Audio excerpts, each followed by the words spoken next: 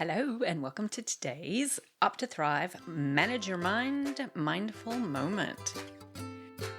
Welcome to Up to Thrive, your go-to podcast for women's wellness in midlife, designed to educate, support, and inspire you to live your very best life. And now your host, Dr. Karina Sims. So recently when my son and his girlfriend were home, we went and enjoyed a lovely meal out at a restaurant on the terrace overlooking the river. It was a spectacular summer evening, and it was so special to have this time with them. I had this idea from something I had heard about in the past. There are these lists of thought-provoking questions you can download and use as fun conversation topics. Well, my husband was not overly impressed, but my son and his girlfriend were happy to play along, and we learned some really fun stuff about each other, and there were some great laughs. The questions were things like, what superpower would you choose? To other deeper questions like, what book has made the biggest impact on your life? And one of the questions was, what was one of the biggest lessons you've learned in your life, or something to that effect? Well, after 50 some odd years of life, I've got a few to choose from, but I finally decided on one, and that is learning that every feeling you have is caused by a thought. It was so interesting because my son acknowledged that this was something I had indeed taught him while growing up, but he had decided he didn't quite agree with me. He said, for instance, if something bad happened, he wouldn't want to feel good about it. This made me realize that I had not been entirely clear with my teaching, and it was such a good conversation. I, of course, agreed that there are certain things that happen that we don't want to feel happy about, absolutely, and nor should we. If you lose someone close to you, for instance, you'd be a sociopath if you were happy about it, and you weren't sad about it. And in fact, we need to feel those uncomfortable feelings to process emotions. I had a patient recently who had lost someone close to her not too awfully long ago, and she apologized for crying and still feeling so sad about it, as if she was over time with her grief. It broke my heart for her because if there's anywhere to shed a tear, it's with your GP. I told her, please don't feel bad for being sad. You're allowed to feel sad. You need to feel what you're feeling because if you don't process it, if you try and bury it and avoid it and ignore it, eventually it's still going to find you. It's going to be there waiting unless you feel it and process it and allow it to be there until it naturally fades. And maybe that processing is in small bits at a time because that's all your heart can handle at the moment, and that's okay, but it still has to be processed. So I was really glad we cleared this up. My point had been about unnecessary suffering, the suffering we do in response to thoughts that are not helpful, not true, not necessary.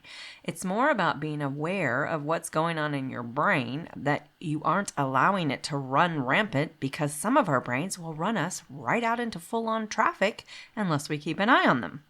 My son had taken away the message that if our thoughts make us unhappy, we should just pick new ones that make us happy. And look, there are definitely times when that can certainly be the case. As I said, if your brain is telling you something silly and untrue and you realize it, you can correct it and practice a new thought that does feel better. And then it got me thinking about how I do really try and find the joy in life as much as I can, and I do really value happiness. And on this podcast, it may seem that I think life is mainly rainbows and daisies, but that isn't true. In fact, I think that we can really get ourselves into trouble if we expect our lives to be almost always happy, because we all have those days when we just aren't. Some would say that life is 50-50, 50% good to wonderful and 50% not so good to awful. I was reminded of this recently when I woke up under a bit of a dark cloud. One of those days I just felt out of sorts and flat.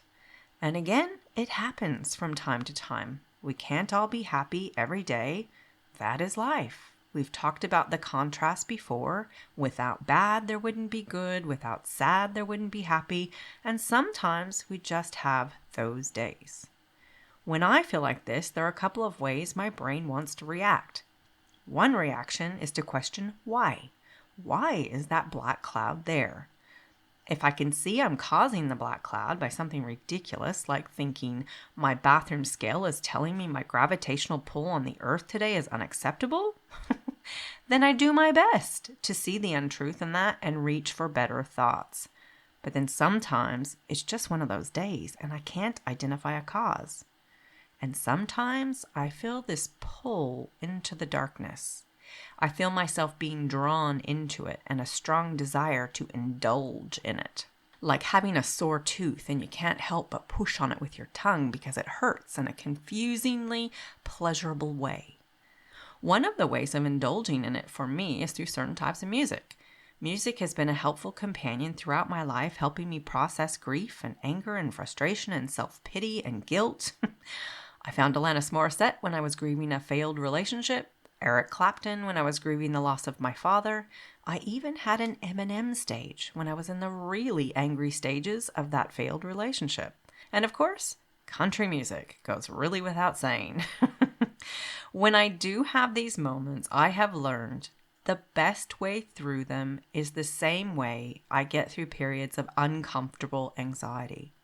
To recognize the discomfort and do my best not to resist it, to just allow it. When we start telling ourselves we shouldn't be feeling this way, that this is somehow wrong, the resistance can often make it grow stronger. So instead, I've learned to get curious about it and gently explore the thoughts going through my mind, looking for the one or the ones that may have caused it and or are perpetuating it. As I said before, sometimes they're there and sometimes they're elusive. And when it comes to perpetuating it and feeding into the discomfort, this is where we need to be very mindful of the old confirmation bias. We've talked about it before.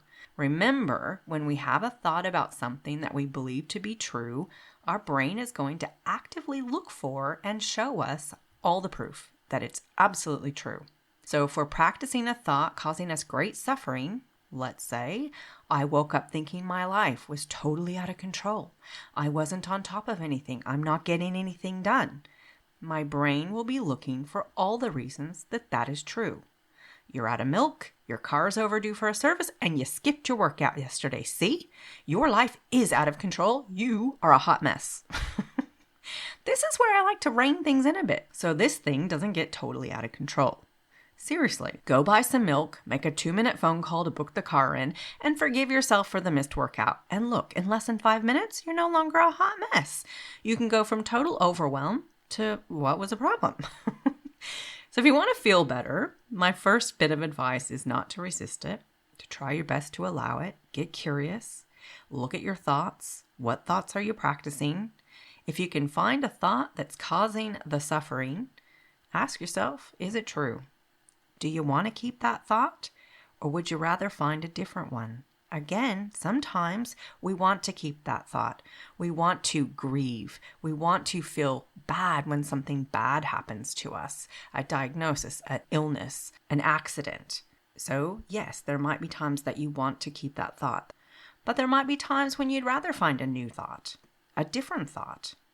There is unnecessary suffering and you'd rather find a different thought. Now, you might not be able to go from my life as a hot mess to I've got it all under control, but you might be able to get to I've got a lot going on at the moment, but it's not always going to be like this, and I'm doing my best. On my dark day recently, it persisted even through my gym session, which is a bit unusual for me. That usually perks me right up. Could have had something to do with indulging in some specific music. Maybe. I ended up meeting my best girlfriends for a quick coffee before clinic after my workout. I thought maybe I wouldn't go because I might be a real downer. But then I decided to go anyway and just see how I went. And by the time I left, my mood had lifted a good deal. I went about my day, and by the end of the day, I was back to my normal self somewhere between good and wonderful. If you can't really nail down the thought, you may just need a bit more time for it to become more clear, or just to allow it to do its thing and move through you. Remember not to fight the feeling, which will no doubt make it worse, and give yourself some grace and compassion and patience and kindness, And remember, it's the 50-50. This too shall pass. I hope you've enjoyed this Manage Your Mind mindful moment. And if you have, and you can think of someone else who might enjoy it, please pass it on. And don't forget to rate and review the podcast to make it more visible to those who might get something out of it too.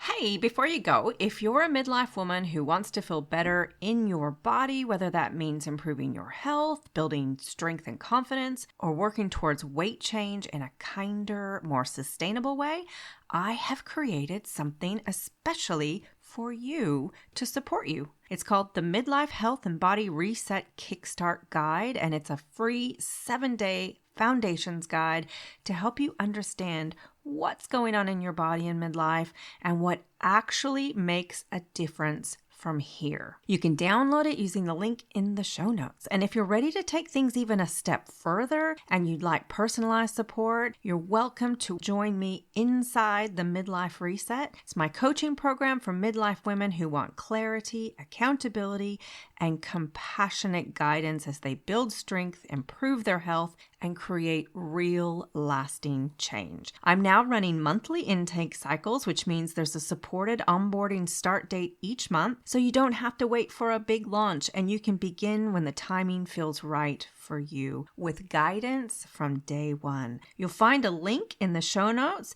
to get you all the details, including the date of the next intake. And if you're not sure whether it's the right fit, you're always welcome to reach out and ask me any questions. We can even book a little discovery call where we find out if we're a good fit and if it's the right program for you. Just send me a message. Thanks so much for listening and for being here. Have a great week, everyone. And until then, I hope you opt to thrive.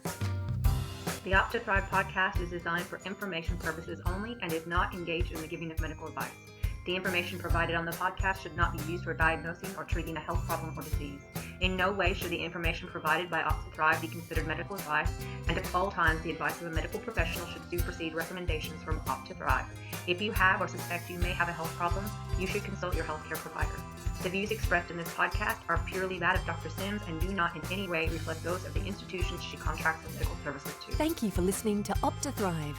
If you've enjoyed listening, please rate and share the podcast. You can visit our website at opttothrive.com and leave a comment for any subjects you would like to hear more about.